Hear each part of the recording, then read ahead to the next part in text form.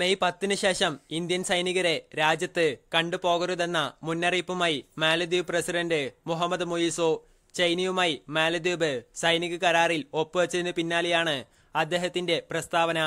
May 10 ശേഷം സാധാരണ വസ്ത്രം ധരിച്ചുപോലും ഒരു ഇന്ത്യൻ സൈനികനെ മാലദ്വീപിൽ കണ്ടുപോകരുതെന്നാണ് മുയിസോ പറഞ്ഞത്. മാർച്ച് 10 ഇന്ത്യൻ സൈനികരുടെ ആദ്യ സംഘത്തെ തിരിച്ചയക്കുമെന്നും മെയ് 10 സൈന്യത്തെ പൂർണ്ണമായും രാജ്യത്ത് നിന്ന് പുറത്താക്കുമെന്നും അദ്ദേഹം കൂട്ടിച്ചേർത്തു. ഇന്ത്യൻ സൈന്യത്തെ രാജ്യത്ത് നിന്ന് പുറത്താക്കുന്നതിൽ തന്റെ രാജ്യം വിജയിച്ചെന്നും എന്നാൽ പലരും സർക്കാരിന്റെ തീരുമാനത്തെ വളച്ചൊടിക്കാനാണ് ശ്രമിക്കുന്നത് എന്നും അദ്ദേഹം ആരോപിച്ചു. മുഹമ്മദ് മുയിസുവിന്റെ വാക്കുകൾ ഇങ്ങനെയാണ്: ഇന്ത്യൻ സൈന്യം രാജ്യത്ത് നിന്ന് വിട്ടുപോകാൻ തയ്യാറാകുന്നില്ല. യൂണിഫോമുകൾ അഴിച്ചുവെച്ച് സാധാരണക്കാരുടെ വസ്ത്രത്തിൽ രാജ്യത്തേക്ക് തിരിച്ചെത്തുന്ന ഇന്ത്യൻ സൈന്യം നുണപ്രചരണങ്ങൾ നടത്തുകയാണ്. അതിൽ ആരും വീണുപോകരുത് എന്ന് മുയിസ് പറഞ്ഞു.